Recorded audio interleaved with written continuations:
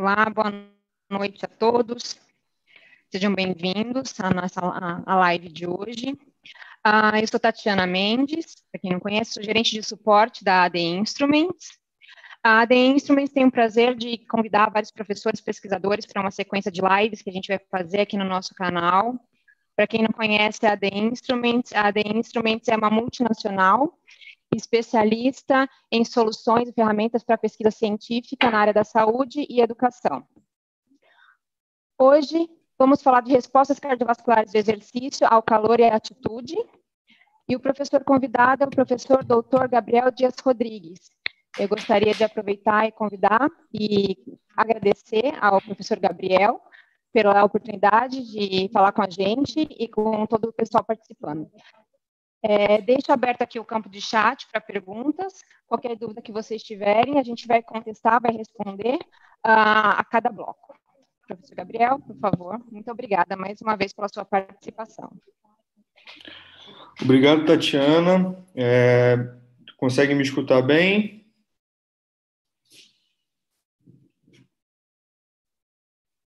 Como é que está o áudio? Conseguem me escutar bem? Te escuto bem, Gabriel. Consigo te escutar super bem. Ok. Obrigado, Tatiana. Queria inicialmente agradecer a AD Instruments pelo convite, pela oportunidade de falar um pouco sobre umas coisas que a gente trabalha lá no laboratório. Queria saudar a todos que estão assistindo e que, porventura, vão assistir também essa gravação no futuro. Saudar também a todos os profissionais que estão na linha de frente contra o coronavírus. Então, aqui eu deixo também a nossa logo da UF, que é a Universidade Federal Fluminense, contra o coronavírus. Bom, eu vou fazer uma pequena apresentação da minha trajetória até aqui. Eu sou professor de Educação Física, formado na UF, na Universidade Federal Fluminense, esse é o Instituto de Educação Física. Vocês podem ver, tem uma vista bem bonita.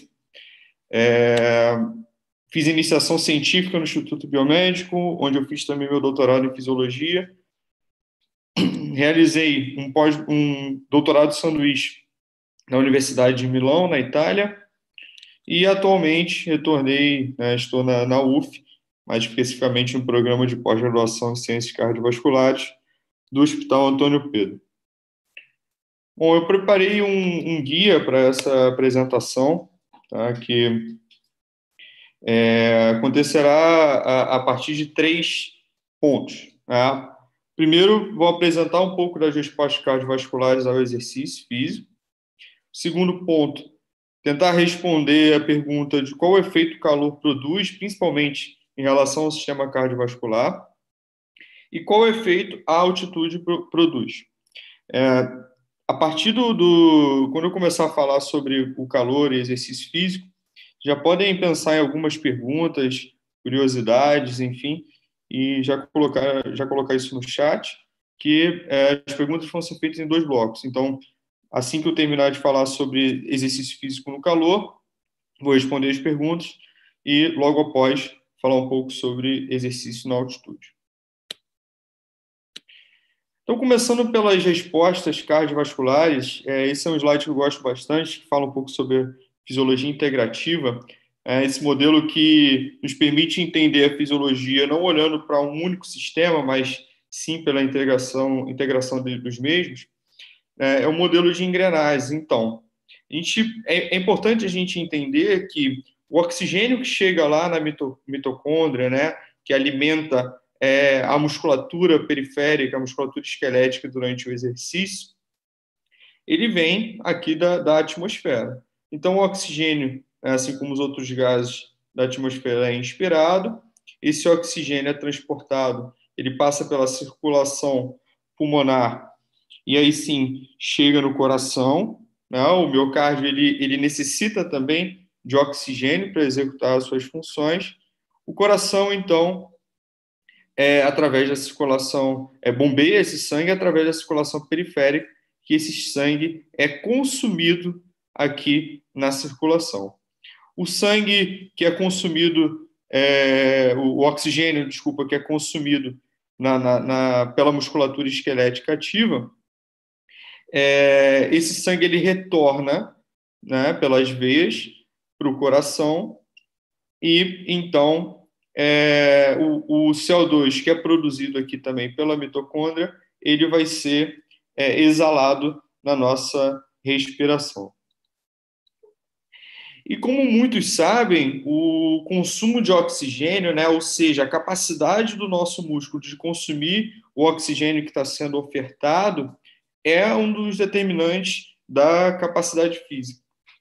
E o consumo de oxigênio ele pode ser determinado pelo débito cardíaco, ou seja, a quantidade de sangue que sai do coração para a periferia por minuto, e a diferença é o produto do débito cardíaco e da diferença arteriovenosa. Então, vamos explorar um pouco esses determinantes do consumo de oxigênio. Começar pelo débito cardíaco.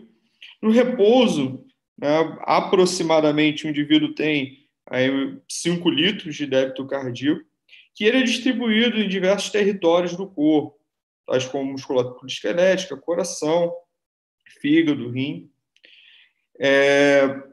O que acontece no exercício? No exercício, a gente tem um aumento exacerbado pela demanda de oxigênio da musculatura que está ativa. Então, além do débito cardíaco aumentar aqui para 25 litros, tá? Isso num exercício muito intenso, os valores absolutos devem aumentar e deve ocorrer também uma redistribuição desse fluxo sanguíneo. Ou seja, alguns territórios corporais que necessitam de menos oxigênio, mesmo menos débito cardíaco, eles diminuem, né, e redistribuem o seu sangue para a musculatura ativa, que consome aí cerca de 84% do débito cardíaco no exercício. O débito cardíaco, por sua vez, ele pode ser determinado pela frequência cardíaca e pelo volume sistólico. A frequência cardíaca, ou seja, a quantidade de vezes que o coração bate por minuto, ela é controlada por um sistema chamado sistema nervoso autônomo. O sistema nervoso autônomo ele tem 2 braços, o braço simpático e o braço parasimpático. O sistema nervoso simpático é um sistema excitatório, ou seja, o aumento da atividade simpática, ela aumenta a frequência cardíaca. Por sua vez, o sistema nervoso parasimpático é um sistema inibitório. Então, se aumentar a atividade parasimpática, a frequência cardíaca logo é diminuída. O que acontece durante o exercício? Em repouso, há uma predominância do sistema parasimpático, nessa figura aqui representada por esse círculo cinza, sobre o sistema simpático. A partir do aumento da intensidade do exercício, ocorre um aumento da predominância do sistema simpático, ou seja, uma retirada do sistema parasimpático, também chamado de retirada vagal, até chegar no exercício máximo, onde nós temos uma predominância, de fato, do sistema simpático sobre o sistema parasimpático. E a capacidade, então, de modulatória ou de gerar esse controle na frequência cardíaca pode ser um dos determinantes de se gerar débito cardíaco durante o exercício. Como eu falei, o débito cardíaco ele também é determinado pelo volume sistólico, ou seja, o volume ejetado pelo ventrículo esquerdo, que depende da força de contração desse ventrículo, quão forte ele pode ejetar esse sangue para a periferia, do volume diastólico final, o volume que resta ali no ventrículo após o enchimento, e também pelo mecanismo de Frank-Starling, que significa que o coração ele está recebendo essa pré-carga, né, está recebendo esse sangue da periferia. A sua capacidade de retornar o máximo de sangue possível também para a periferia estaria relacionado com o mecanismo de Frank-Starling íntegro. O volume diastólico final, que seria essa pré-carga de sangue para o coração, ele é determinado pelo retorno venoso, ou seja, a quantidade de sangue que retorna para o coração através das veias.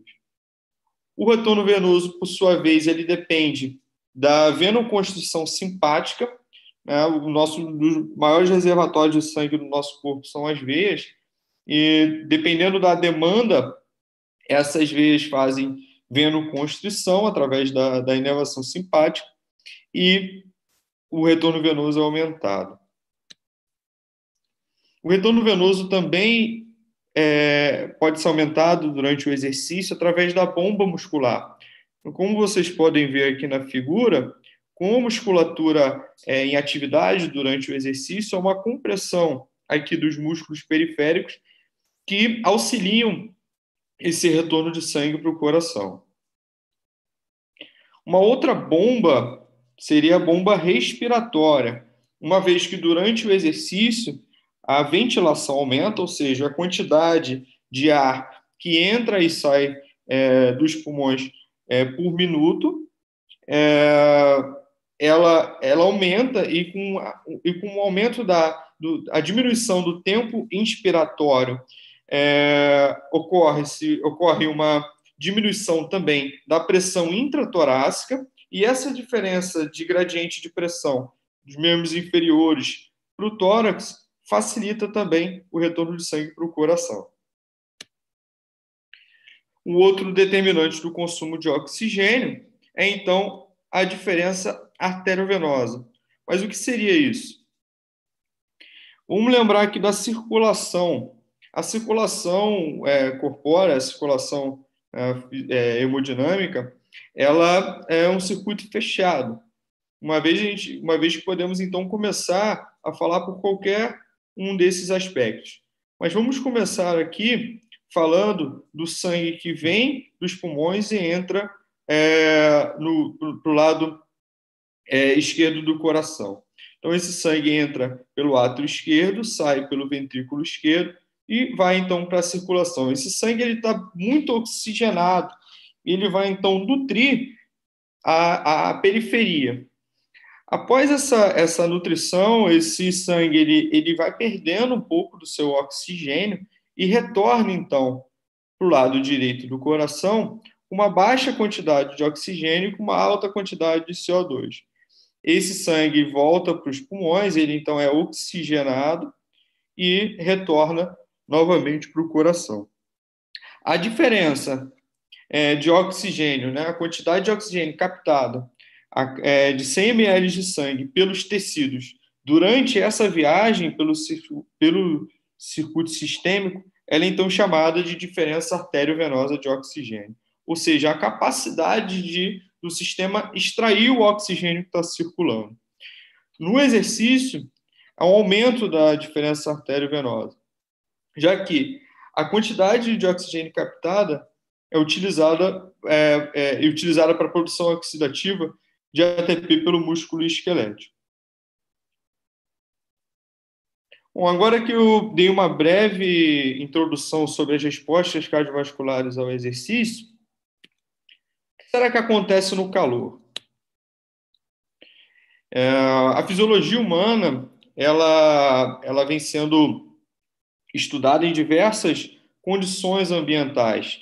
Então, alguns aspectos físico e químicos podem alterar a fisiologia, como, por exemplo, o efeito da gravidade, o efeito da temperatura, seja uma temperatura fria,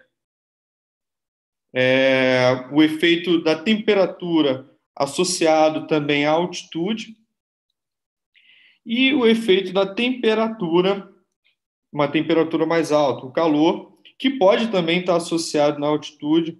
Em algumas regiões do planeta, nós temos desertos que estão também em altitude. Então, é muito importante que, além de estudar a fisiologia humana, a fisiologia do exercício, é justificável que os estudos se voltem também a entender em que condições essas modalidades estão sendo praticadas. Um exemplo aqui do Rio de Janeiro, que muitas pessoas sabem, quem já visitou o Rio sabe que o Rio é chamado de Rio 40 graus, e não é à toa. Na verdade, Rio pode chegar até a 50 graus. Em que períodos que isso acontece? Praticamente o ano inteiro. Então, nesse gráfico, a gente tem a temperatura máxima e mínima no Rio de Janeiro, de outubro até julho, ou seja, num contínuo do outono até o inverno. Vejam que em janeiro, realmente, tem temperaturas mais altas, mas em abril, essas temperaturas continuam altas e só vão cair um pouco lá em julho. E para algumas pessoas, até essas temperaturas aqui próximas aos meses de inverno podem ser consideradas altas também. Além disso, o Rio de Janeiro tem uma característica, são os dias chuvosos.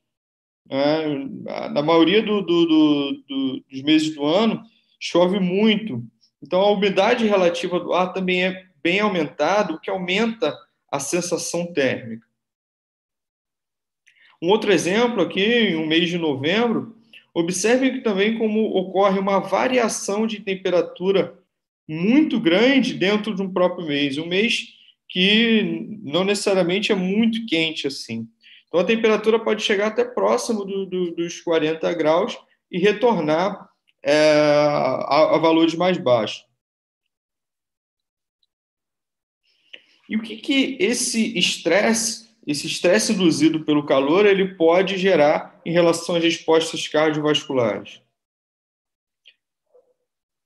Uma das primeiras coisas que pode se vir à cabeça é a diminuição da pressão arterial. Quem já não sentiu uma tontura ou já não viu alguma pessoa passando mal por conta do calor? O fato é que nós temos dois tipos de estresse. Geralmente isso ocorre quando a pessoa está de pé. E o próprio estresse de se manter, o próprio fato de se manter de pé já é um estresse fisiológico, um desafio fisiológico. O que acontece? Para manter a postura de pé, né, existe uma influência da gravidade que desloca o sangue para a região periférica do corpo. E para isso, o nosso corpo precisa gerar algumas respostas fisiológicas para tentar compensar essa queda. Então, ocorre uma queda do retorno venoso devido a esse desafio circulatório, que pode gerar uma queda no volume sistólico. Em resposta a essa queda do volume sistólico, existe uma taquicardia, ou seja, um aumento da frequência cardíaca para tentar compensar o débito cardíaco. O débito cardíaco, por sua vez, se não for compensado, ele vai diminuir a pressão arterial. E o que acontece no calor? Existe um efeito quase que somatório, já que o calor, o estresse térmico, ele gera também um desvio circulatório. Como a temperatura da pele aumenta, o sangue ele é desviado ou deslocado para a periferia, redistribuído para a periferia, para manter os mecanismos termorregulatórios, mecanismos de troca de calor com o ambiente.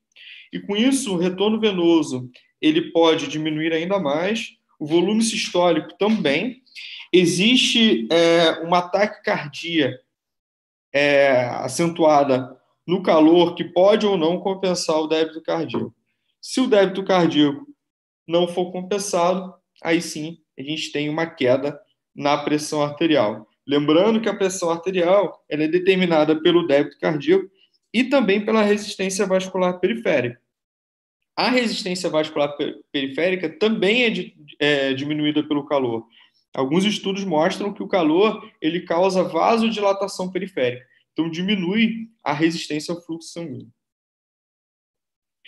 Bom, então é nesse setup experimental, nessa proposta, que a gente tem tocado alguns estudos no nosso laboratório.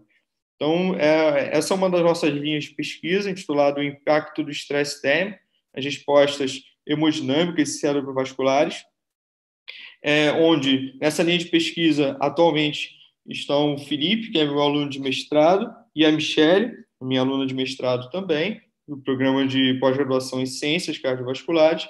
E o objetivo do projeto deles é, nesse setup aqui, onde o indivíduo é monitorado tanto na posição deitada como na posição de pé, estudar o efeito do estresse térmico aliado ou não à desidratação, então um efeito isolado e combinado do estresse térmico e da desidratação, e o efeito do estresse térmico e suas possíveis diferenças entre os sexos. Bom, falar um pouco desse setup experimental, o que a gente consegue fazer nesse setup? Primeiro, nós aquecemos o ambiente, aquecemos uma sala do nosso laboratório com esse aquecedor. A sala também é umidificada, é aquecida em torno de 36 graus e umidificada em torno de 60% de umidade relativa do ar, que é o que a gente encontra basicamente no Rio de Janeiro. Com isso, a sensação térmica ela pode chegar a 39 graus Celsius. Esse calor também é dissipado aqui por esse ventilador aquecido. Como é que nós sabemos que a sala está nessa temperatura-alvo? A gente consegue visualizar a partir dessa estação meteorológica portátil. Quais medidas são feitas? Primeiro, a pressão arterial ela é avaliada continuamente pelo método de fotopleximografia infravermelha, aqui no dedo. Esse sinal de pressão arterial ele vai aqui para um sistema de aquisição de dados, um sistema da AD Instrument, que é o Power Lab. Ele, então, vai adquirir esses dados juntamente com outros dados que conseguimos avaliar aqui pelo EquiVital, que é o eletrocardiograma, a frequência respiratória, ou as oscilações do tórax, por uma cinta respiratória já acoplada nesse colete, e a temperatura da pele. Além disso, nós temos um outro sistema que avalia o volume sistólico, o débito cardíaco, e também um ECG nesse sistema, portanto, a frequência cardíaca, através da bioimpedância transtorácica. Esse sistema também está integrado aqui no Power Lab, e nós conseguimos, então, a partir do LabChart, analisar todos esses dados continuamente. Então, vou mostrar um pouco dos resultados que ainda não foram publicados da Michelle, que o objetivo do estudo dela é comparar essas diferenças sexuais. Já se sabe que as mulheres podem ter alguma diferença em relação aos homens na capacidade de vasodilatação periférica e também nos mecanismos de controle do débito cardíaco, principalmente na resposta de volume sistólico quando essas mulheres ficam de pé. Eu vou destacar, primeiro, esse dado aqui de pressão arterial. Aqui nós temos a condição deitada, a condição supina. Nesse ponto, o nadir significa, o indivíduo ele está deitado, ele fica de pé, e nesse ponto nadir é o valor mínimo que a pressão arterial atinge. E depois essa pressão arterial ela é recuperada. Então, existe uma transição, assim que ficamos de pé, na pressão arterial. Observem que, na condição de estresse térmico, existe uma queda maior da pressão arterial sistólica nas mulheres, que não acontece com os homens. Por que acontece isso?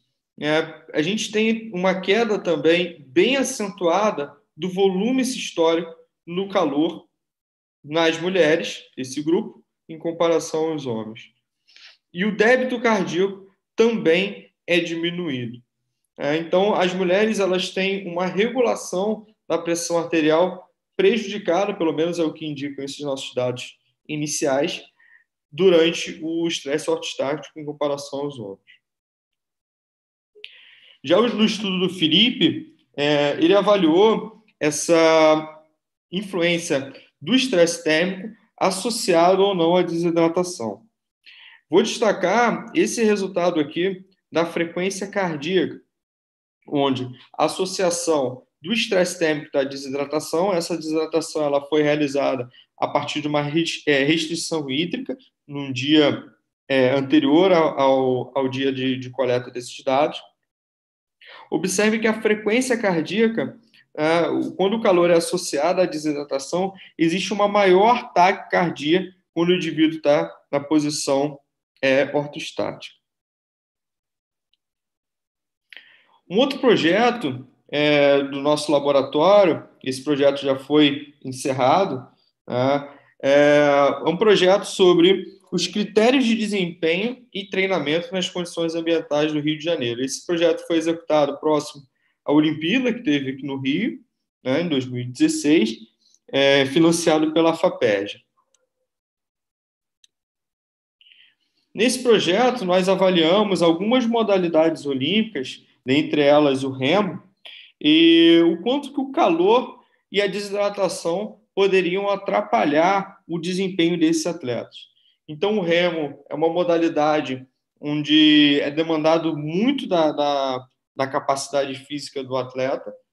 Vocês podem observar que o trabalho muscular ele é bem exacerbado durante essa modalidade, ou seja, o atleta ele precisa mobilizar um grande grupamento muscular para conseguir fazer a remada. E esse atleta ele está exposto a uma condição de umidade elevada, de temperatura elevada, sendo que o próprio exercício ele já gera calor. Então, a energia que é utilizada para contração muscular, ela gera um calor próprio do exercício. E existe também um fator externo, que seria a temperatura, que, combinado ao calor gerado pela própria contração muscular, mostra aqui uma produção total de calor. Essa é uma imagem de termografia que dá uma ideia, pelas essas cores mais quentes, que o indivíduo ele está produzindo mais calor. E existem alguns mecanismos termorregulatórios para tentar regular principalmente a temperatura interna do corpo. A temperatura interna do corpo ela não pode elevar tanto, porque algumas funções fisiológicas podem ser prejudicadas. Então, o corpo humano ele lança mão de alguns mecanismos para tentar manter essa temperatura interna. Durante o exercício no calor, diversas formas, né, de radiação são realizadas. A gente tem uma radiação solar, a própria radiação térmica do chão, a refletida no corpo, e o trabalho muscular, o calor gerado pelo próprio exercício. E o que o corpo faz? O corpo tenta liberar esse calor, tá, em forma de suor, aqui pela evaporação, convecção e a radiação, para então manter essa temperatura interna em níveis adequados. Existe sim uma variação normal, mas que o corpo tenta manter a temperatura para não elevar-se bastante. Mas o que acontece? Nesse processo de tentar manter a temperatura corporal, ocorrem alguns mecanismos, ocorrem algumas respostas fisiológicas. Então, o exercício no calor, ele gera um aumento da temperatura corporal. O exercício também pode gerar uma desidratação. À medida que o indivíduo aumenta a sua sudorese, ele pode desidratar em torno de 4%, como mostram alguns estudos, e em torno de 2,5%, que esse estudo não viu como uma diferença significativa. A desidratação ela é muito dependente da intensidade do exercício, da quantidade do tamanho da exposição ao calor, do tempo de exercício, da modalidade também a ser executada. Mas o fato é que essas duas condições elas podem gerar aquele desvio cardiovascular que eu expliquei no início. A própria temperatura e a própria desidratação. E esses dois fatores em conjuntos. Uma resposta ao desvio cardiovascular é uma diminuição do volume sistólico, aumento da frequência cardíaca, assim como acontece no ortostatismo. E essa diminuição no volume sistólico, se causada, então, uma diminuição também no débito cardíaco, pode diminuir o consumo de oxigênio máximo. a diminuição do consumo de oxigênio máximo pode levar a uma queda de desempenho no atleta por conta do calor. E a nossa pergunta nesse projeto era principalmente qual seria o efeito do estresse térmico e da desidratação induzida pelo exercício nessas variáveis hemodinâmicas e de desempenho físico. Esse projeto, então, ele já está encerrado, ele foi tocado pela Josi, que agora é doutora pelo nosso grupo, o Igor, mestre também pelo nosso grupo. Eles avaliaram, então, diferente do Felipe e da Michelle, uma condição de exercício em atletas. O setup experimental é bem parecido, né, com os aquecedores e umidificador de ar. Nós também avaliamos aqui as condições ambientais, as variáveis ambientais, pela estação meteorológica portátil. E, nesse estudo, nós fizemos uma medida de temperatura, na verdade, uma estimativa de temperatura interna, através dessa câmera infravermelha. Então, nessa câmera, a gente consegue realizar uma foto, tá? Nessa foto, a área vermelha é a área que tem o maior calor, e existe uma associação entre a temperatura do canto do olho com as variações de temperatura interna. No entanto, esse método é um método bem direto, que parece, em muitos casos, não representar de fato uma variação fisiológica. Para isso, nós estamos utilizando outros métodos.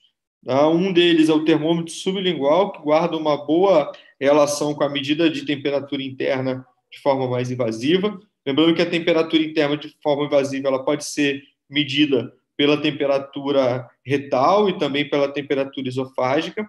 Alguns estudos também medem a temperatura timpânica, isso também guarda uma boa correlação com a temperatura interna. E um dos métodos que eu considero mais práticos, né, e eficientes para essa medida mais direta da temperatura interna é por uma cápsula que gera um sinal aqui para esse sistema, né, onde conseguimos, essa cápsula é ingerida pelo voluntário do estudo, e conseguimos, então, medir a temperatura interna de forma mais exata. Lembrando que essa cápsula, esse instrumento, ele está liberado somente para pesquisa científica. Nós ainda não conduzimos esses estudos, mas a ideia é comparar esses métodos e observar essas variações de temperatura em diversos métodos e diversos graus ou níveis de temperatura externa. Voltando aqui para o estudo, o que eles fizeram? Então, o indivíduo ele remava, era um exercício bem prolongado, que simulava realmente uma prova de remo. Nós coletávamos os gases, né, o analisador de gases, o consumo de oxigênio, a ventilação. Esse exercício era feito indoor, no remergômetro, a sala ela era aquecida. O débito cardíaco, o volume sistólico medido pela biopedância transtorácica, lactato sanguíneo também foi coletado, e as imagens realizadas por uma câmera de imagem térmica. Além do exercício, nesse estudo, nós avaliamos, antes e após o exercício, aquelas variáveis cardiovasculares, que eu já apresentei anteriormente. Pressão arterial, frequência cardíaca, volume sistólico, tanto na posição deitada como na posição de pé. Aqui também está o integrador de sinais, né, Power Lab. Nós tínhamos, então, na tela desse computador todos esses sinais de forma integrada. Então, vamos aqui os resultados. A temperatura corporal aumentou, conforme esperado, principalmente esse exercício era um exercício controlado pela distância, então os indivíduos teriam que fazer 12 quilômetros, tá, de remo, que é equivalente a uma prova, uma das provas do remo. A temperatura interna ela aumentou, principalmente aqui já no terceiro quilômetro, continua aumentando até o 12º quilômetro. E reparem que aqui são as condições em conforto térmico e aqui as condições em estresse térmico. A condição que está representada pela bola preta é a condição em conforto térmico, onde o indivíduo estava desidratado, ou seja, ele não recebeu a reposição hídrica durante o exercício, e a condição, a bola aqui branca, vazada, é onde o indivíduo fez o exercício na condição de conforto térmico, mas recebeu a reposição hídrica.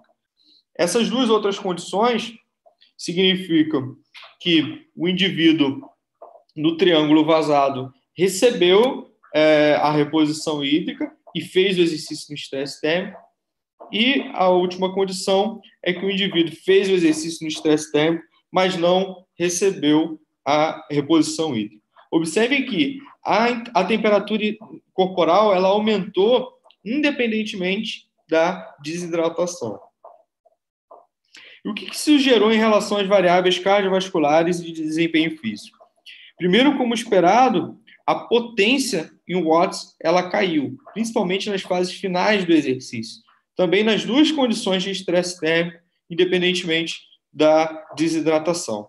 A frequência cardíaca foi aumentada, o que aumentou também o débito cardíaco, já que o volume sistólico ele foi diminuído nessas duas condições, no exercício em estresse térmico, seja hidratado, seja desidratado. Portanto, nessa primeira fase, nós concluímos que existe o efeito do estresse térmico, independentemente da desidratação. Agora vamos avaliar as variáveis hemodinâmicas. As variáveis hemodinâmicas após o exercício. Então, os indivíduos eles foram avaliados na posição deitada, na posição supina, antes e após o exercício. Reparem que a frequência cardíaca ela aumenta, né? ela permanece aumentada após o exercício, e a pressão arterial ela é diminuída.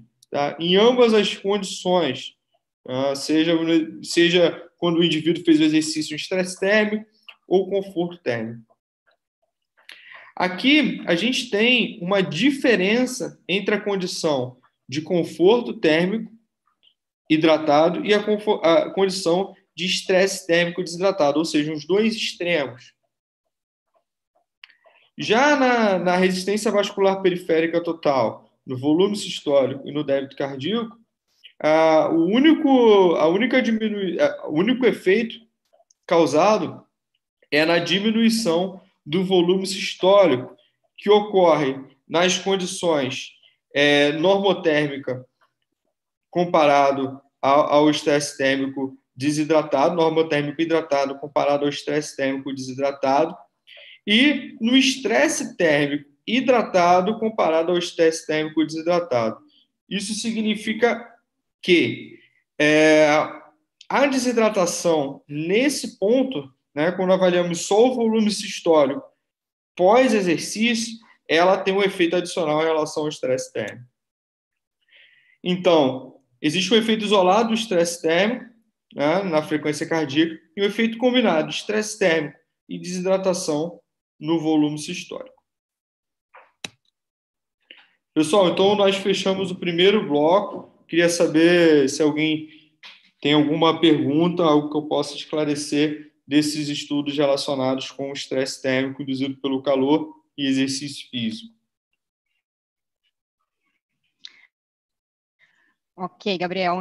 O Gabriel vai continuar, tá? Ele vai ainda falar mais um pouquinho, tem mais um bloco. A gente vai só dar uma pausa para responder algumas perguntas. Eu tenho duas perguntas aqui para você, Gabriel. A Valéria Rubim perguntou qual foi o N do estudo dos mestrandos. O estudo da Michele, que avaliou homens e mulheres, e tinha um N de 8 pessoas em cada grupo, e do estudo que nós avaliamos a desidratação, que é um protocolo um pouco mais complexo, né? Então, no estudo da Michele, a gente tinha um total de 16, e no estudo de desidratação era um total de 8. Tá? Esses dados ainda são os dados preliminares, eles estão em processo de qualificação aí do mestrado, e eu espero futuramente apresentar os dados mais concretos e até publicados. Legal. O Lúcio D'Antônio perguntou também, a desidratação acontece mesmo que o atleta se hidrate durante o exercício? É uma boa pergunta. A gente tem algumas formas para avaliar a desidratação, tá? Uma delas é uma forma bem simples e que tem trazido resultados interessantes, que é pela variação de massa corporal total. Então, se a gente controlar, souber a massa corporal, né? Fazer uma pesagem do indivíduo antes do exercício e após o exercício, por essa variação, a gente vai ter o quanto que ele perdeu de água. É, mas a gente consegue avaliar também pela gravidade da urina. Tá? Então, existe uma dificuldade de entender o quanto que esse indivíduo desidrata pelo exercício. E se essa reposição imediata, é, é, ela pode conter essa desidratação. A gente viu que, pela densidade da urina, isso é muito difícil de ser encontrado, porque quando o indivíduo ele vai urinar após o exercício e bebe muita água, a própria água vai diluir a urina e não necessariamente ele está hidratado. Mas a gente consegue, sim, com a hidratação, conter um pouco dessa perda de massa corporal total. Então, a gente consegue, sim, mas isso vai depender muito do quanto que o indivíduo desidrata e o quanto que ele está também desidratado antes de começar o exercício. Isso é uma condição importante. Nesse estudo, a gente hidratou, todos os indivíduos começaram o exercício hidratado, mas se eles começassem, porventura, o exercício desidratado, isso poderia impactar ainda mais nessa dificuldade em repor a água. Ótimo, obrigada, Gabriel, pelas respostas. Eu não tenho mais perguntas nesse bloco e eu quero deixar todo mundo muito à vontade. O Gabriel vai continuar a apresentação dele. Todas as perguntas que vocês tiverem ao longo da apresentação, pode incluir aqui no campo chat e aí no final aí ele vai respondendo todas as perguntas. Perfeito.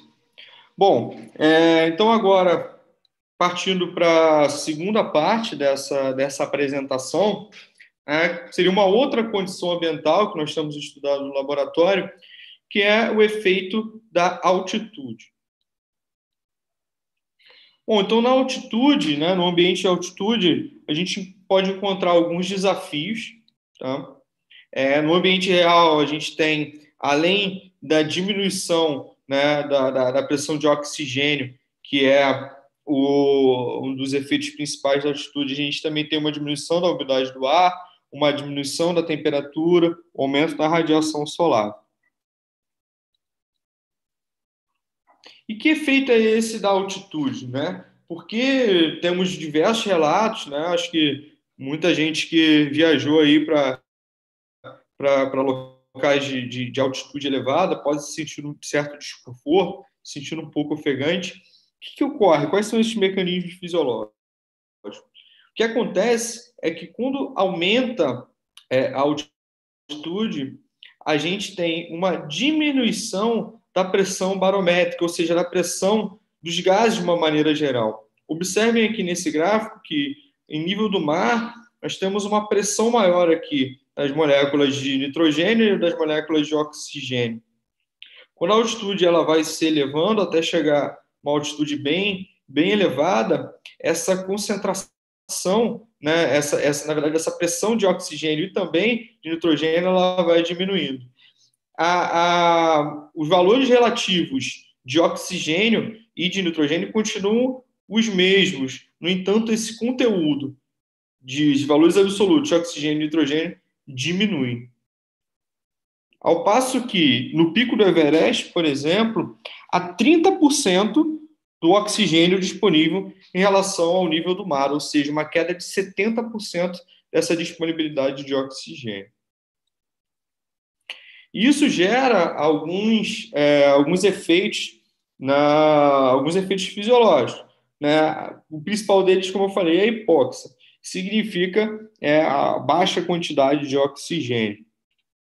Então, na altitude, né, com menor quantidade de oxigênio na atmosfera, logo a gente tem uma diminuição da pressão inspirada de oxigênio. A diminuição da pressão inspirada de oxigênio leva a uma diminuição da pressão de oxigênio no alvéolo. logo, uma diminuição da pressão de oxigênio arterial. Isso gera também uma queda da saturação de oxigênio e do oxigênio tecidual, ou seja, o oxigênio que chega ali na periferia, como eu mostrei naqueles slides anterior, né? Aí a gente já tem uma dica de como que o exercício em hipóxia ele pode estar limitado. A entrega de oxigênio para a periferia, né, para a musculatura ativa, ela é diminuída. Então, nesse esquema, eu vou mostrar para vocês como que esse gradiente de pressão, né, como essa pressão de oxigênio ela pode diminuir na circulação. Então, observem que nível do mar, a gente tem aqui uma pressão barométrica, né? Isso aí são valores bem hipotéticos, mas de 760 milímetros de mercúrio. Logo, a gente vai ter uma pressão esperada de oxigênio de 159 milímetros de mercúrio. Essa pressão, esse oxigênio ele é inspirado e já vai perdendo um pouco do conteúdo de oxigênio ao passar pelo aparelho respiratório até chegar nos alvéolos. A pressão alveolar, ou seja, a capacidade de difusão pulmonar, ela já é um pouco diminuída da pressão que chega, né? Então, a gente já reduz aqui para 104. E essa pressão de oxigênio, esse oxigênio ele vai para a circulação, né? Primeiro para o coração, depois para a circulação periférica, chegando ali no músculo em torno de 40 milímetros de mercúrio. Então, a gente tem um gradiente de difusão de aproximadamente 100 desse oxigênio arterial até a entrega de oxigênio para a musculatura, que seriam 40, a gente tem um gradiente de difusão de 60 milímetros de mercúrio. E o que acontece na hipóxia, na altitude? Uma altitude de aproximadamente 4.300 metros, existe uma diminuição da fração inspirada de oxigênio e logo da pressão inspirada de oxigênio, já cai para 96, e isso gera uma cascata aqui de diminuições das pressões, tanto no alvéolo como nas artérias, e chegando ali no músculo a 27 milímetros de mercúrio. O gradiente de difusão, então, ele vai de 42 aqui do conteúdo arterial para 27 no músculo, ou seja, uma diferença de 15 milímetros de mercúrio. Reparem como é grande essa diferença em relação ao gradiente de difusão. 60 milímetros de mercúrio a nível do mar e 15 milímetros de mercúrio numa altitude de aproximadamente 4.300 metros. E como que a gente pode avaliar esse transporte de oxigênio? Então, como muitos sabem, o oxigênio ele é carreado, ele é transportado pela hemoglobina, tá? A saturação de oxigênio, então, é uma medida que a gente tem, uma das principais medidas a se avaliar na altitude, primeiro pelo seu baixo custo, tá? Então, a saturação de oxigênio ela pode ser avaliada a partir de um oxímetro de pulso, tá? Esse aqui é um oxímetro que a gente usa lá no laboratório, é um oxímetro sem fio da Nonin, que a gente adquiriu aqui também na The Instruments, que vai gerar alguns resultados em tempo real, né, da saturação de oxigênio. E a saturação de oxigênio, ela não guarda necessariamente uma relação linear com a pressão de oxigênio. Então, ela vai se adaptando, né? Então, a gente tem mais produção de hemoglobina aqui para tentar manter uma saturação de oxigênio a partir que a pressão arterial ela vai a pressão de oxigênio ela vai diminuindo. Então, ela sai de 98%, ela chega aqui a 83%, quando a gente tem mais ou menos aqui 50% de pressão de oxigênio, até chegar aqui a 46% em situações bem extremas, quando nós temos aqui em torno de 30 milímetros de pressão de oxigênio. E o que isso pode gerar? Né? Quando a saturação de oxigênio ela cai bastante em função da pressão arterial de oxigênio, isso sinaliza para o nosso corpo e gera algumas respostas. Então, as respostas mais clássicas à altitude é o aumento da frequência cardíaca, né? Então, uma taquicardia, o coração fica mais acelerado, e o aumento da ventilação, o indivíduo fica respirando de forma mais ofegante. Isso é regulado, dentre outros mecanismos, mas principalmente por um mecanismo chamado quimiorreflexo. O mecanismo de quimiorreflexo, ele ocorre da seguinte forma. Os quimiorreceptores, que são células que estão presentes principalmente aqui no seio carotídeo, também no corpúsculo aórtico, eles identificam essas alterações químicas, ou seja, essa diminuição da saturação de oxigênio, e geram uma informação para o centro de controle cardiorrespiratório. Esse centro de controle cardiorrespiratório, mais especificamente, né, para esse reflexo, ele está aqui na medula oblonga. Essa informação ela é processada por esse centro de controle e, então, é gerado um aumento da frequência cardíaca, para aumentar o débito cardíaco e manter aí a perfusão tecidual, e o aumento da ventilação, né, que é para liberar mais CO2 e tentar consumir mais oxigênio, já que o oxigênio, em relação ao conteúdo arterial, ele está diminuindo. Bom, então, a partir dessas premissas que nós também trabalhamos no laboratório, atualmente com o André Musmano, que é doutorando também no programa de Ciências Cardiovasculares, e anteriormente com o Felipe, que terminou já o seu mestrado. Então, o nosso interesse maior, ele está atualmente em 3 pontos. A gente trabalha avaliando tanto, simulando essa altitude, tanto em repouso, como demonstrado aqui, como em exercício, e as perguntas que nós temos feito geram em 3 pontos. Primeiro, quais seriam esses efeitos da altitude no controle cardiovascular, ou seja, na regulação, principalmente da frequência cardíaca, mas também do débito cardíaco, da pressão arterial. Com a variação individual à exposição à hipóxia, então mais para frente eu vou mostrar para vocês que existe sim uma variação individual, existem pessoas que podem ser mais sensíveis, mais resistentes a essa exposição à hipóxia.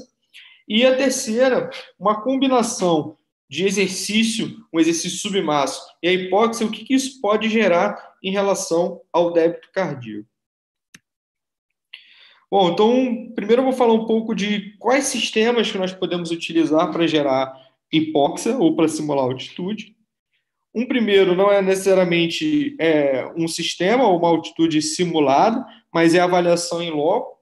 Né? Então, alguns laboratórios, eles são montados em locais com altitude, como aqui no Everest, e avaliam tanto aqueles moradores daquela região, tá, que são considerados esse grupo um grupo resistente à altitude, então os seus níveis de saturação são completamente diferentes dos indivíduos que vivem a nível do mar. A gente pode também simular a altitude através de uma câmara hipóxica ou uma câmara hipobárica, onde é possível reduzir a pressão de todos os gases, simula de forma bem real o que acontece na altitude. Essa câmara também pode ser modificada em relação à temperatura. Então, esse é um método bem caro e difícil de execução. Existe uma outra possibilidade também, que é a partir de um cilindro de gás já com a mistura hipóxica. Então, isso é muito utilizado para desenhos experimentais, onde existe uma saturação alvo a ser atingida, uma dessaturação alvo a ser atingida, uma fração bem específica. Então, o indivíduo ele vai respirar já esse gás hipóxico. Existe também, isso é um comentário interessante e que eu acho que pode trazer diversa discussão, existem alguns sistemas que prometem também gerar hipóxia.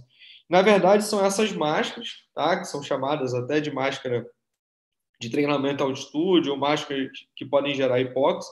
E vocês podem ver que ela não tem nenhum tipo de alimentação de um gás, né? Ela simplesmente tem algumas válvulas onde o ar que entra, o ar que é inspirado é diminuído em termos de volume, ou seja, o volume inspirado ele é diminuído. Isso não é um sistema de hipóxia, tá? Porque, na verdade, essa restrição de ar ela só causa uma dificuldade ao respirar. Então, o conteúdo de oxigênio que está sendo inspirado, ele não vai diminuir. Tá? Uma forma de se gerar, então, a hipóxia através do ar ambiente é por esse sistema de diluição de oxigênio. Então, esse sistema aqui, ele capta o ar do ambiente, tá? Ele dilui o oxigênio e possui um medidor onde conseguimos saber exatamente qual a fração de oxigênio que o indivíduo está respirando. Então, existe aqui uma alimentação dessa fração de oxigênio, o indivíduo ele pode respirar aqui através dessa máscara e expirar aqui nessas duas bolsas aqui, e manter esse sistema aqui fechado.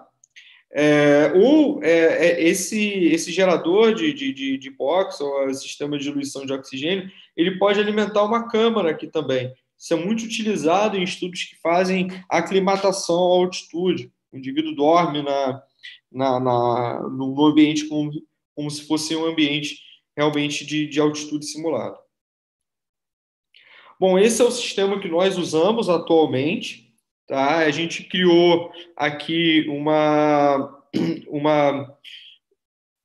capacidade, então, de encher esses balões, né, com oxigênio, né, com a fração de oxigênio que a gente queria. Então, nesse balão aqui, a gente tem 11,5 de oxigênio, e nessa bolsa aqui, a gente tem uma concentração, que seria a concentração de normóxido, de 21% de oxigênio. Aqui a gente tem também acoplado nesse sistema uma válvula bidirecional, então o indivíduo ele pode respirar nesse ar aqui e exalar para fora, tá? Ele não vai respirar o ar que ele está exalando. E a gente consegue também trocar com facilidade essa mistura. E é muito importante porque cria uma condição placebo. Então o indivíduo ele não sabe quando ele está respirando o ar hipóxico ou o ar em normóxia. O que nós avaliamos nesse estudo? Além da pressão arterial, que eu já mostrei anteriormente, o débito cardíaco, especificamente a gente tem a oximetria de pulso e as variáveis espirométricas. Então, a gente tem um espirômetro aqui, e esse cabeçote de fluxo, né, como eu falei, com essa válvula bidirecional. Tá? Esses também são equipamentos da AD Instrument. E esse espirômetro, ele dá um dado muito interessante, que é o volume corrente, aí, né, o fluxo, naturalmente, calculando o volume corrente, a frequência respiratória, né, e a ventilação de forma contínua. Então, nós conseguimos ver exatamente quando a saturação ela se altera, quando existe uma resposta de ventilação e, nesse mesmo período, se existe uma resposta também de compensação em relação à frequência cardíaca, à pressão arterial ou débito cardíaco. Bom, então o que nós avaliamos? Né? Esse daqui é um dos principais resultados desse estudo do André. Esses dados também ainda estão em submissão, mas nós observamos que, observem no eixo X, tá, a variação de saturação de oxigênio, ou seja, é um delta, né, uma variação entre a condição de hipóxia e a condição de normóxia. O quanto o indivíduo diminui da saturação de oxigênio, isso está representado no eixo X. Tá? Então, observem, né, no eixo Y, a gente tem algumas variáveis relacionadas ao controle autonômico cardiovascular. Então, para simplificar, nós temos aqui a sensibilidade barorreflex, tá, que é o mecanismo de controle da pressão arterial a curto prazo, que basicamente ele vai identificar essas diferenças na pressão arterial e gerar respostas reflexas de aumento de frequência cardíaca quando a pressão arterial estiver caindo. Aqui, um indicador de variabilidade da pressão arterial, que tem uma correspondência com a modulação simpática, ou seja, seria a modulação simpática para a região periférica, né? A modulação simpática vascular. Aqui, a modulação simpática cardíaca para o coração, e aqui a modulação vagal para o coração. Observem que, quanto maior a dessaturação de oxigênio, né, maior é esse delta em relação à sensibilidade barorreflexa, ou seja, uma maior resposta barorreflexa. Quanto menor a saturação de oxigênio, ou maior a dessaturação, melhor assim, maior a resposta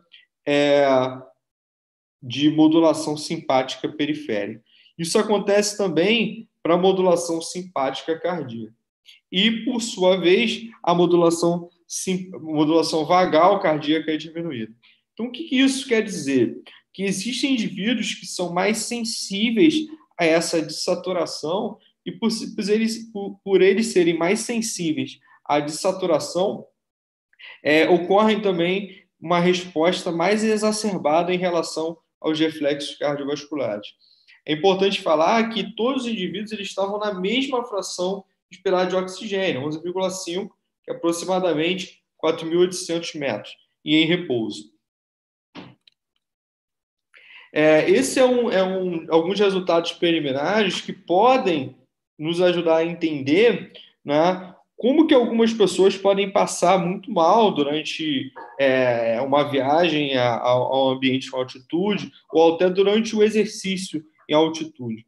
É comum nós observarmos em diversos jornais relatos de jogadores de futebol, por exemplo, falando que quando realizavam o exercício em altitude, a sensação de dispneia, a sensação de falta de ar era muito grande. E muitas vezes é necessário que esse indivíduo ele respire a 100% de oxigênio aqui para tentar recuperar essa saturação de oxigênio. Então, é bem descrito que a altitude ela diminui o desempenho físico. Então, nesse gráfico, a nível do mar, a gente tem aqui o consumo máximo de oxigênio, que é diminuído de forma proporcional assim que a altitude aumenta.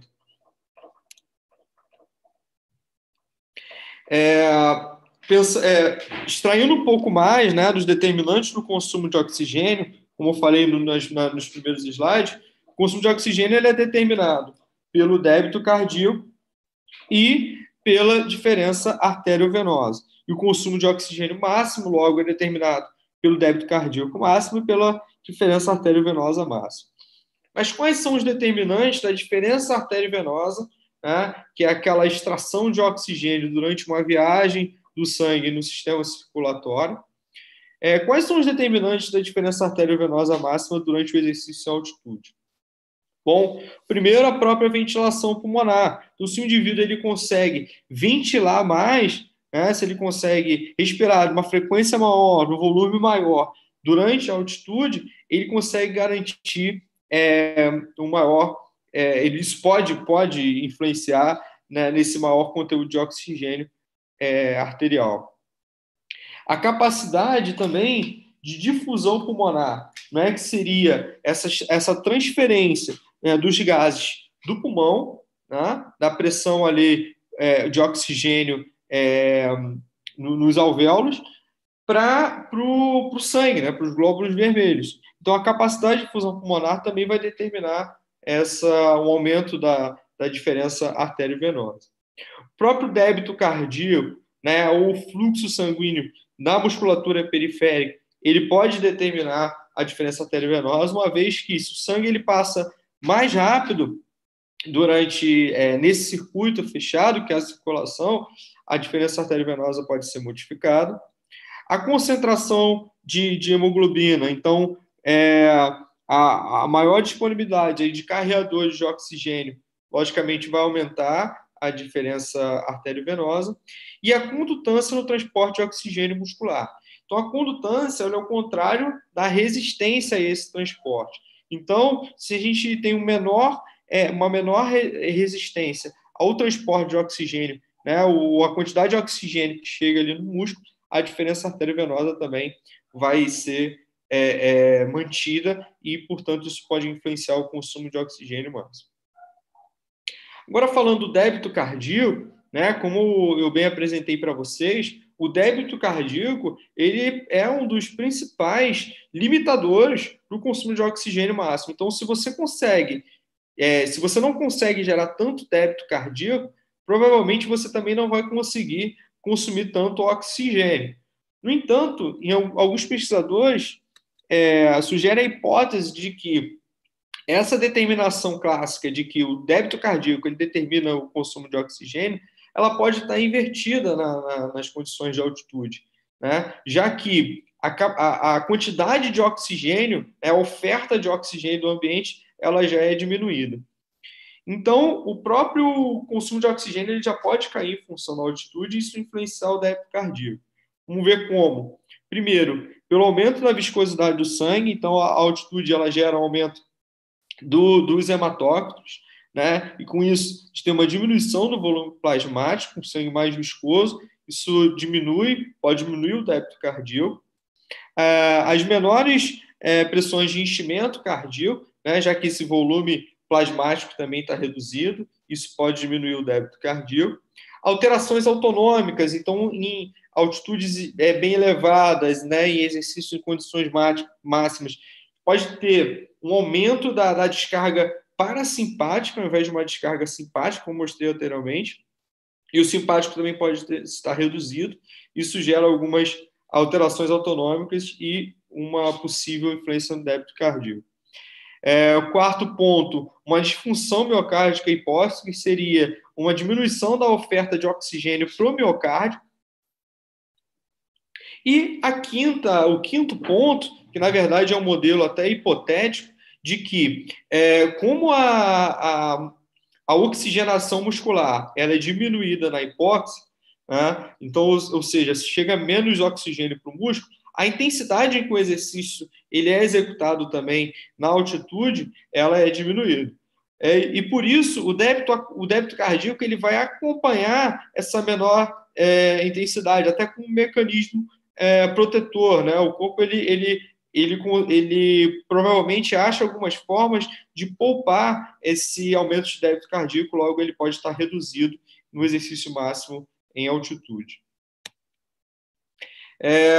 O nosso grupo também ele se interessou, né, já que no exercício máximo a gente já tem algumas indicações de que realmente a capacidade física ela pode estar diminuída na hipóxia, o que deve acontecer no exercício submáximo? Essa era a nossa pergunta.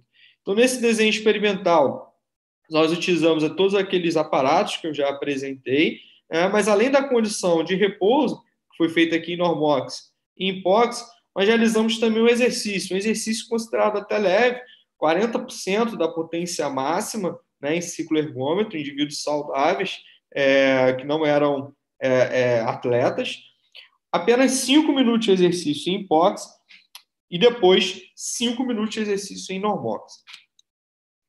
Então, começando aqui os dados em relação à saturação de oxigênio, ela diminuiu já no repouso, em hipóxia, como esperado, e diminuiu ainda mais durante o exercício. Então, parece que os efeitos da hipóxia são maiores quando associados ao exercício, mesmo sendo um exercício submáximo. Em relação às respostas fisiológicas, primeiro em relação à frequência cardíaca, ela é aumentada, né, na hipóxia, que é representada por essa coluna aqui cinza, e aumentada ainda mais pela hipóxia associada ao exercício. O volume sistólico, assim como acontece no exercício máximo, ele foi mantido, seja na condição de exercício em hipóxia ou normox, mas o débito cardíaco ele aumenta na condição de hipóxia. Por quê? Principalmente pela frequência cardíaca, já que o débito cardíaco como eu falei, ele é determinado pelo volume sistólico, pela frequência cardíaca. Agora, em relação aos dados ventilatórios, né? A ventilação durante o repouso, ela não aumenta na hipóxia, mas durante o exercício em hipóxia, ela aumenta ainda mais comparado ao exercício em normóxia. E principalmente por aumento do volume corrente. Esse aumento da ventilação, ele pode explicar também, em parte, essa manutenção do volume sistólico. No início da apresentação, eu falei para vocês que a bomba respiratória, né, a diminuição do tempo inspiratório e logo a diminuição da pressão intratorácica, ela pode facilitar o retorno venoso. E isso que pode acontecer quando o indivíduo está ventilando mais, ele pode ter um trabalho na musculatura inspiratória maior e isso ser responsável por aumentar ou manter o retorno venoso e manter o volume sistólico, sendo então a frequência cardíaca, nesse caso, um dos principais determinantes do débito cardíaco. Por fim, já chegando no fim, eu quero apresentar que existem também alguns estudos, né, que falam do treinamento em altitude, né, para melhora da performance. Existem estudos que avaliam a aclimatação à altitude, tá, que os indivíduos eles passam alguns dias para se adaptarem à altitude, e existem também alguns estudos que fazem esse tipo de treinamento, principalmente 3. O primeiro seria o Live High, Train Low, que seria você dormir na altitude, né, e treinar também na altitude. O outro seria você dormir na altitude ou viver na altitude e treinar, né, em condições de nível do mar. E o terceiro seria você viver em condições de nível do mar ou com uma altitude normal e treinar em condições de altitude. Essas combinações elas foram feitas durante anos, embora essa ainda é uma discussão muito, muito recente na literatura. E o que eu trouxe aqui para vocês é uma discussão entre 4 dos principais autores que estudam desempenho físico e altitude. Foi publicado na Medicine Science, Sports Medicine, e também nesse ano. Tá? E alguns desses autores, eles defendem o treinamento em hipóxia e falam que são benéficos para os atletas de elite, e outros autores defendem que esse treinamento não é benéfico. Eu vou fazer o lado das pessoas que não defendem esse tipo de treinamento, mas simplesmente para relatar o que eles falam, que isso não é necessariamente objeto de estudo do nosso laboratório, mas esses autores eles falam de alguns aspectos importantes na hora de pensarmos em aplicar esse tipo de treinamento. Então, primeiro, ele fala sobre você viver em altitude, né, e treinar em altitude. A altitude ela gera aquela ativação quimorreflexa, quando eu mostrei para vocês, e pode aumentar a atividade nervosa simpática. Quando você tem um aumento da atividade simpática muscular, existe uma vasoconstrição periférica, né? E também o quimorreflexo ele vai gerar aumento da ventilação. Esses 2 fatores eles podem limitar a perfusão muscular. Então, esses autores eles falam que se você realizar muitos exercícios, na verdade, um treinamento, né, exercícios de forma crônica em hipóxia, você pode diminuir ou atrapalhar a performance de algum modo. O outro método de treinamento seria viver em altitude e treinar em condições normais. Esses autores eles criticam em 2 principais pontos.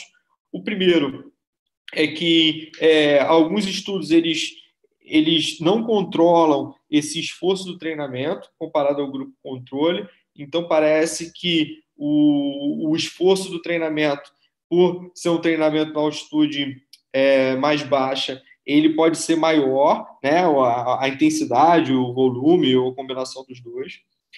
E que muitos achados que observam aumento no consumo de oxigênio máximo ou até do aumento da melhora em relação à economia de corrida, isso não se traduziu no aumento de desempenho físico. O que significa isso? Os indivíduos que aumentaram o consumo de oxigênio com esse treinamento, não necessariamente eles diminuíram o tempo em um teste, por exemplo, contra relógio. E o terceiro método seria é, você viver em altitude, treinar em altitude, né? E está baseado, essa crítica dos autores está baseada em principalmente 3 pontos. Primeiro, esse treinamento ele é executado a partir de sprints, né? Então, o indivíduo ele faz ali exercício de alta intensidade em box, o que já pode gerar por si só, o exercício de alta intensidade ele já gera um aumento da pressão arterial. Essa pressão arterial em normoxa, existe um mecanismo protetor do cérebro, ou seja, o cérebro ele faz uma vasoconstrição para tentar proteger o seu tecido, né, o cérebro, contra essa superperfusão que é causada pelo aumento de pressão. Mas o que acontece em hipóxia é que a hipóxia ela anula esse efeito. E ocorre o contrário, existe uma vasodilatação. Isso pode, então, atrapalhar esse mecanismo protetor. E o terceiro ponto é que a alta pressão, né, a pressão arterial, ela pode ter um estresse mecânico, ela pode causar um estresse mecânico no vaso, e essa exposição frequente, ela pode levar a um dano estrutural. Isso ainda não foi descrito na literatura até o momento. Então, o que eles concluem? Que não existem, apesar de divulgado por anos, esses treinamentos eles não têm evidências sólidas em relação à sua aplicação. Há uma extrema variabilidade interindividual, né? Então alguns indivíduos eles podem apresentar respostas de indivíduos sensíveis ou resistentes à hipóxia. Isso também pode influenciar no desempenho. E essas podem ser estratégias pouco eficientes e que podem tomar um tempo dos métodos de treinamento que são mais consolidados na literatura. O treinamento o viver em hipóxia e treinar em hipóxia, além de ser também pouco eficiente, de não encontrarmos estudos consolidados na literatura, isso também pode trazer um risco para a saúde. Eles também falam que o principal efeito que esse treinamento se propõe seria aumentar o conteúdo de hemoglobina. Não existem estudos bem desenhados para mostrar essa relação de causa e efeito na performance, e a maioria dos desenhos experimentais eles são ainda frágeis. Bom, antes de abrir aí para a pergunta, eu quero agradecer o convite aí da AD Instruments e todos os outros grupos que estão envolvidos diretamente ou indiretamente no nosso laboratório, os órgãos também de financiamento do laboratório, seja por projetos de financiamento, seja por bolsas. Deixar aqui também o meu canal no YouTube, onde eu divulgo algumas informações sobre ciência, sobre atividade física, fisiologia humana, fisiologia cardiovascular e do exercício. Meus contatos aí também de e-mail e Instagram, caso alguém tenha alguma dúvida mais pontual ou alguma curiosidade sobre esses assuntos que eu estou apresentando. Obrigado a todos.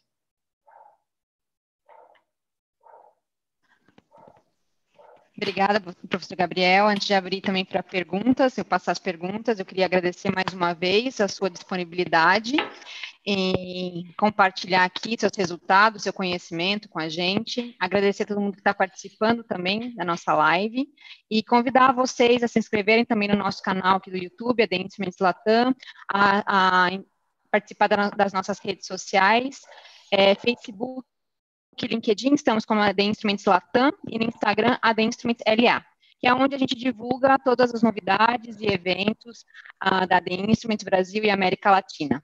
Tá? Agora, passando para as perguntas, Gabriel, a gente tem 2 perguntas aqui. A pergunta primeiro do Oscar Albuquerque: como foram obtidos os dados de baro, né, de baroreflexo, acredito. Ótimo, obrigado pela pergunta.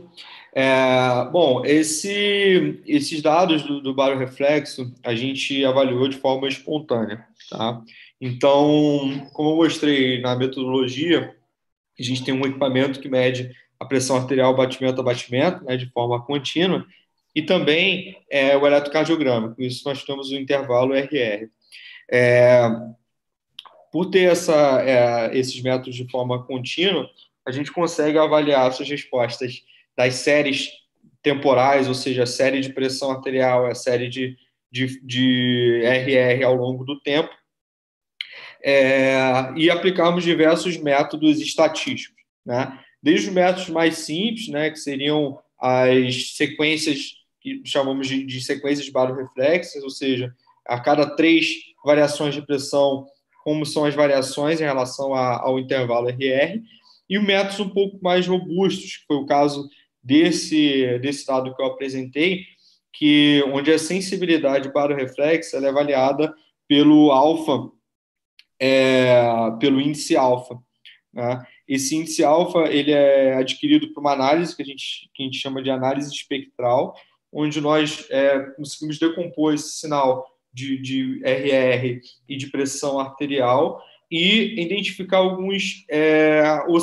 algumas oscilações no sinal. A gente tem já na literatura clássico, né, que as oscilações de baixa frequência nesses sinais biológicos, elas estão relacionadas à atividade simpática. E que essa razão entre o componente de baixa frequência, que seria o low frequency, que é o LF, da pressão arterial e do RR, eles representam a sensibilidade baroreflexa. Então, foi de uma forma espontânea, né? A gente não induziu, não deu nenhum tipo de droga ou induziu uma resposta baroreflexa por queda de pressão, aumento de pressão. A gente simplesmente avaliou isso de forma espontânea ao longo desse registro em hipóxia. Tá certo, Gabriel, obrigada. A próxima pergunta que teve da Valéria Rubim também é quantas competições em altitude? Fazer aclimatação em altitudes progressivas, chegar dias antes da competição ou competir sem aclimatação? Olha, isso é uma pergunta bem difícil de se responder, tá? A aclimatação, ela tem, logicamente, efeitos positivos, nem sei se necessariamente poderia chamar assim, mas ele tem efeitos no sistema cardiovascular, né, de uma maneira geral. É muito importante, primeiro, antes de tudo, antes de aclimatar, né, essa é a minha opinião, testar os atletas em relação à sua tolerância à altitude, tá? Como eu falei, existem pessoas que são sensíveis ou tolerantes, né, sensíveis ou resistentes à altitude. E a gente só vai saber quais são essas pessoas testando. Então, não necessariamente o melhor atleta ele vai ter uma melhor performance em altitude, porque ele pode desaturar mais ou menos, isso não depende necessariamente da sua capacidade física. Então, primeiro, testar o indivíduo em altitude. Tem alguns estudos que mostram essa hipóxia, essa ascensão à altitude progressiva como algo positivo. Tá? Agora, é importante ter um certo cuidado em executar muito treinamento na altitude e isso gerar possível diminuição da performance. Tá? Então, eu primeiro testaria os indivíduos, né? E nisso você já pode ter algumas estratégias, né? Se for um esporte coletivo, então, aqueles indivíduos que eles vão conseguir render mais, os que vão render menos, e faria essa aclimatação progressiva. Agora, em relação ao treinamento e altitude, a gente ainda tem pouca informação, pouco resultado para dar algo mais prático, no sentido, olha, faz dessa forma que você vai ter provavelmente esse resultado. Essa relação de dose e resposta ainda é bem complicada de ser dada assim, nesse momento. Perfeito. Chegou mais uma pergunta aqui do Lúcio D'Antônio. O aumento da ventilação em situação de exercício em hipóxia leva uma hipocapnia importante? Qual é a sua repercussão no desempenho do atleta? Uma ótima pergunta. Sim, a gente pode ter esse hipocapnia, né, uma diminuição no conteúdo de CO2 no sangue. Isso pode gerar um comprometimento da performance por alguns motivos, né? Um é que se você tem uma hipocapnia, né, provavelmente você pode ter uma diminuição da perfusão cerebral, né, ou da perfusão, ou até da capacidade autorregulatória que o cérebro tem de manter o seu fluxo sanguíneo cerebral. Então, isso por si só já pode diminuir a performance. Agora, essa resposta ventilatória, né, ela pode ser, ela pode gerar essa hipocapnia, mas ela pode ser eficiente o suficiente. Isso vai depender também de como está a integridade do quimiorreflexo e outros reflexos cardiovasculares nesse atleta, mas ela pode compensar essa queda de oxigênio que o indivíduo está inspirando.